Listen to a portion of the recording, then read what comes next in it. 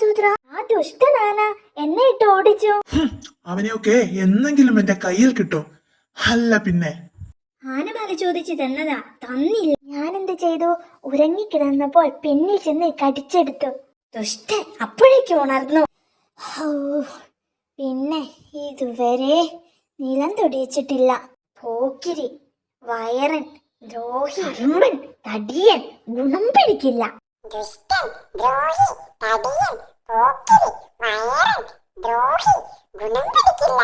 അരുമ്പൻ, തടിയൻ, ഗുണം പിടിക്കില്ല. കളിയാക്കുന്നോടാ പഹയാ. കളിയാക്കിയതല്ലേ.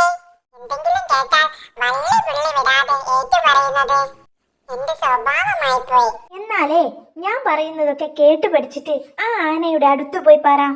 സൂത്രം പറഞ്ഞിട്ടാ ഞാൻ വരുന്നത്. ആനച്ചേട്ടൻ എന്തു നല്ലവനാ. ദയാലു, ദാനശീലൻ, ശാന്തൻ, സൽസ്വഭാവി. പഠിക്കൂ. ഞാൻ പറഞ്ഞത് മുഴുവൻ പറയണോ? ഏറ്റു.